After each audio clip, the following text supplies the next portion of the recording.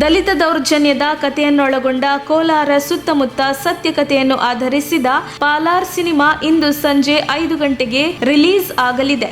ಸೌನವಿ creation ಸಂಸ್ಥೆ cinema ನಿರ್ಮಾಣ ಮಾಡಿರುವ ಈ ಸಿನಿಮಾದಲ್ಲಿ ಸಿನಿಮಾ ಬಂಡಿಖ್ಯಾತಿಯ ನಟಿ ಗಾಯಕಿ ವೈಜಿ ಉಮಾ ಮುಖ್ಯ ಪಾತ್ರದಲ್ಲಿ ನಟಿಸಿದ್ದಾರೆ. ಜೀವಾ ನವೀನ್ ನಿರ್ದೇಶನದ ಸಿನಿಮಾ ಈಗಾಗಲೇ ನೋಡುಗರಲ್ಲಿ ಕುತೂಹಲ ಮೂಡಿಸಿದೆ. 9916015901ಗೆ ಕರೆ ಮಾಡಿ ಸಿನಿಮಾದ ಟಿಕೆಟ್ ಅನ್ನು ಬುಕ್ ಮಾಡಿಕೊಳ್ಳಬಹುದು.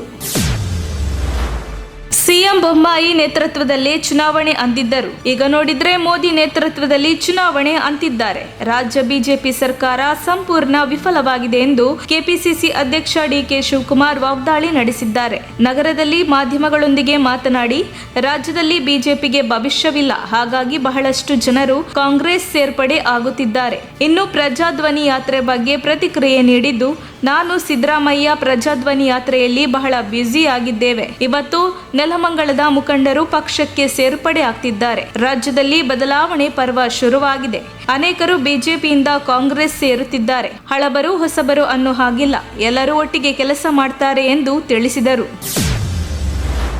ಕುಡಿತದ ಅಮಲಿನಲ್ಲಿ ದೆಹಲಿಯ ಮಹಿಳಾ ಆಯೋಗದ ಅಧ್ಯಕ್ಷೆ ಸ್ವಾತಿ ಮಲಿವಾಲ್ ಅವರನ್ನು ಏಮ್ಸ್ನ ಹೊರಗಿನ ರಸ್ತೆಯಲ್ಲಿ ಸುಮಾರು 10 ರಿಂದ 15 ಮೀಟರ್ ಕಾರಿನಲ್ಲಿ ಎಳೆದುಕೊಂಡು ಹೋದ ಆಘಾತಕಾರಿ ಘಟನೆಯ ವಿಡಿಯೋ ಇದೀಗ ಹರಿದಾಡುತ್ತಿದೆ. ಈ ಪ್ರಕರಣದ ಆರೋಪಿ ಸಂಗಮ್ ವಿಹಾರ್ ನಿವಾಸಿಯಾದ 47 ವರ್ಷದ ಹರಿಶ್ಚಂದ್ರ ಎಂಬ ವ್ಯಕ್ತಿಯನ್ನ ಕಿರುಕುಳ ಮತ್ತು ಸ್ವಯಂ ಪ್ರೇರಿತವಾಗಿ ನೋವುಂಟು ಮಾಡಿದ ಆರೋಪದ ಮೇಲೆ ಬಂಧಿಸಲಾಗಿದೆ.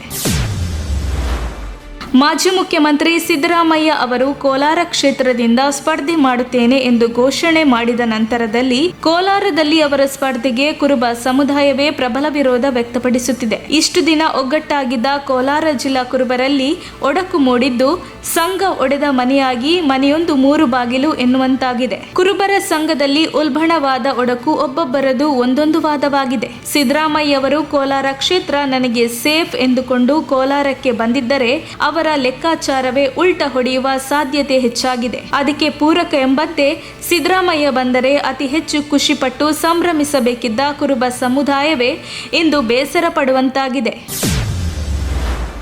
ಈ ಚಳಿಗೆ ಎಲ್ಲಾ ಕೆಲಸವನ್ನು ಪಕ್ಕಕ್ಕೆ ಸರಿಸಿ ಬೆಚ್ಚಗೆ ನಿದ್ದೆ ಮಾಡಬೇಕು ಎಂದು ಯಾರಿಗೆ ಅನಿಸುವುದಿಲ್ಲ ಹೇಳಿ? ಏನು ಮಾಡಿದರೂ ಎಲ್ಲರಿಗೂ ಆ ಭಾಗ್ಯ ಬೇಕಲ್ಲ. ಪುಟ್ಟ ನಾಯಿ ಮರಿಯಾಗಿದ್ದರೆ ಸಾಧ್ಯವಾಗುತ್ತಿತ್ತೇನು? ಇದೀಗ ವೈರಲ್ ಆಗಿರುವ ಈ ವಿಡಿಯೋ ನೋಡಿ. ಲ್ಯಾಬ್ರಡಾರ್ ನಾಯಿಮರಿ ಹೀಗೆ ಬೆಚ್ಚಗೆ ಬ್ಯಾಗಿನಲ್ಲಿ ಕುಳಿತು ನಿದ್ದೆಯನ್ನು ಮಾಡುತ್ತಾ ರೈಲಿನಲ್ಲಿ ಪ್ರಯಾಣಿಸುತ್ತಿದೆ. ಯಾವ ಊರಿಗೆ ಪ್ರಯಾಣ ಹೋಗುತ್ತಿದೆಯೋ ನಡುನಡುವಿಗೆ ಎಚ್ಚರಗೊಂಡು ಕುತೂಹಲದಿಂದ ತನ್ನ ಸುತ್ತಮುತ್ತ ಗಮನಿಸುತ್ತಿದೆ. ತಾನೆಲ್ಲಿಗೆ ಹೊರಟಿದ್ದೇನೆ ಎಂದು ಅದಕ್ಕೂ ಗೊತ್ತಿಲ್ಲ. ತನ್ನನ್ನು ಸಾಕಿದವರ ಮಡಿಲೊಳಗೆ ಬೆಚ್ಚಗೆ ಕುಳಿತುಕೊಳ್ಳುವುದಷ್ಟೇ ತನ್ನ ಕೆಲಸ. ಬೇರೆ ಊರ ಉಸ್ಸ ಬರಿ ಯಾಕೆ ಬೇಕು ಎಂಬಂತಿದೆ.